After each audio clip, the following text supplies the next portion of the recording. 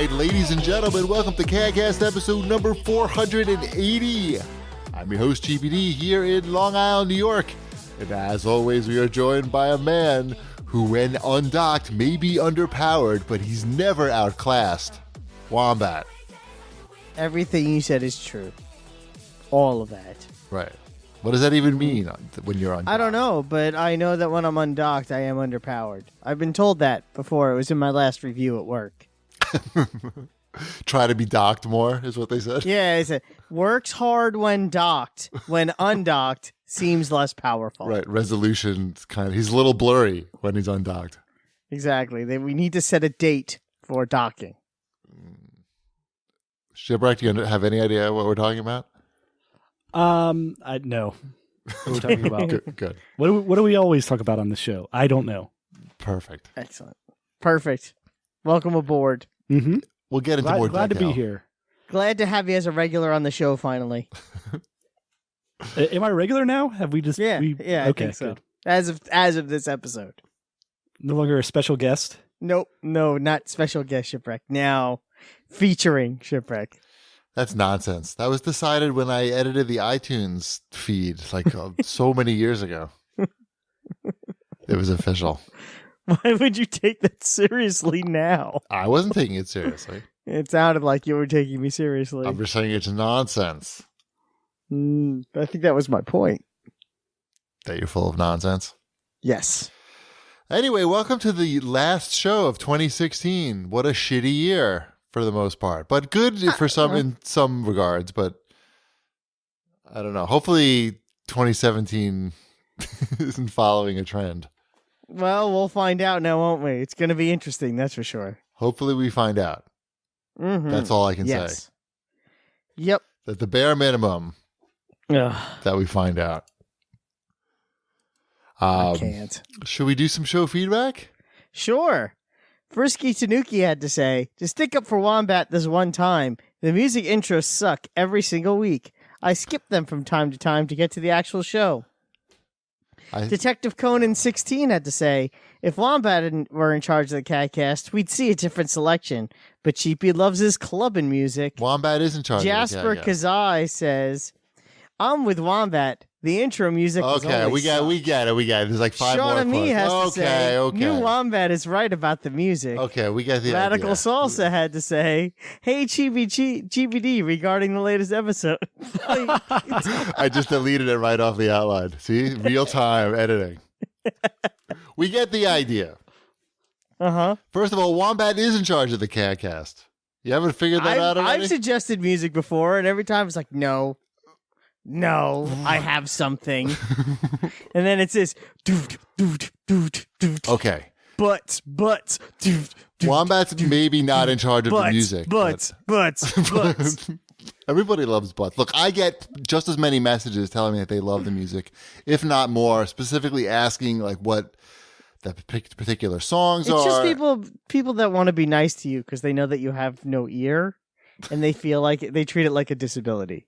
I don't think that's what's happening. Can't we all just like the same music? Is it that hard? Yeah, seriously. It is hard. That is very hard. Shipwreck and I tend to agree on musical tastes, for the most part. Yeah. Whatever. Our tastes blend.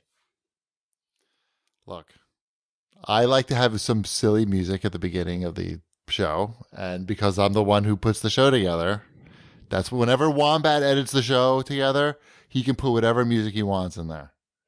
But when I say Wombat runs... the Cars. What? I hear the Cars. The Cars?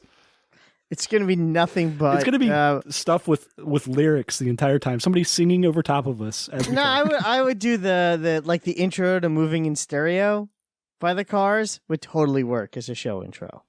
But they're going to sue you. Seconds. They're going to come after you. They're not coming after us. There's sound checks that they do on these. What do they call that? Content ID that they run.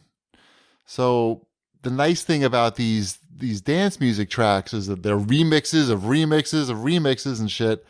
Nobody knows who owns that stuff at this point. So you're not getting shut down for playing so and so's remix of Who's Your Daddy?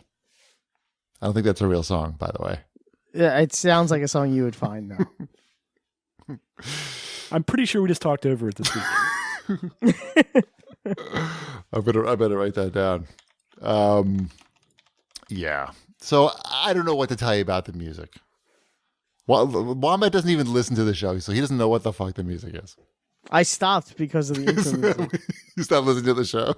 Yep. When I found out that you weren't going to play any Tupac, I'm like, forget it. Right. Rock and Roll Hall of Fame, Tupac. Exactly.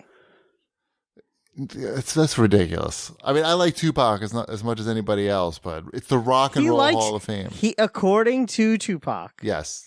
in the all-time classic song "California Love," he does like to keep it rocking.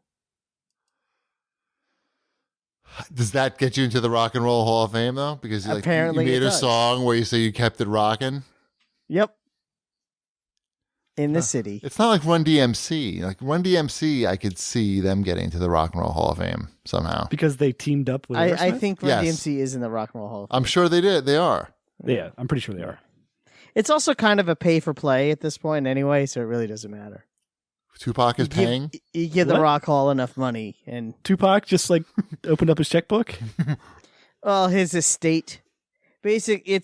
So the way it works is, at least this is what they said last year. Steve Miller was the one who kind of like blew the Rock and Roll Hall of Fame wide open.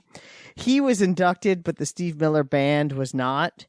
So in order for him to have his band at his table, he had to spend $20,000 a head to have his band at his table with him. Well, otherwise, it was just Steve Miller. Okay. And he's like, well, this is a crock. They've been my band for, X amount of years, 40 years. Well, Right. I shouldn't have to pay for them to be part of this. And Right. they're It's like, called well, then Steve Miller Band, right? Yeah. That's the name of the group. They intentionally didn't induct the Steve Miller band. They just inducted Steve Miller To try to extort knowing that money he would out have of knowing that he would have to pay for his band to sit at a table and get an award. Instead, he just complained about it. Yeah, and he did. So is that why the E Street brand got into the Rock and Roll Hall of Fame that one year? Yeah, separately from Bruce Springsteen, yes. Yeah. That one was really weird. I'm like, I guess? I don't really know. It's not like I ever think about the E Street brand being separate. Like separate from that, yeah.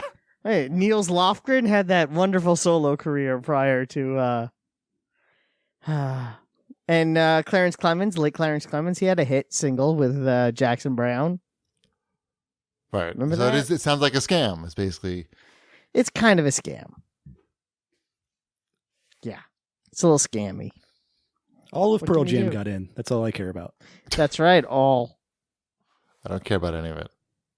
It might as well be the Game Awards. So what songs do you think Pearl Jam plays when they go on stage? Because they usually play like 2 songs per band. So what are the 2 Pearl Jam songs? Is it Even Flow and Jeremy? Or It probably either that or they play a Neil Young song.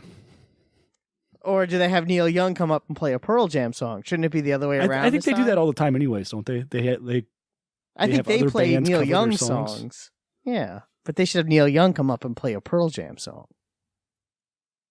I guess. Sure, why not? Play like I don't know, something. I'll think of something. Don't bother. Some Pearl Jam song you'll think of? Yeah. It's A pretty good tough. Pearl Jam song for Neil Young. Given to Fly.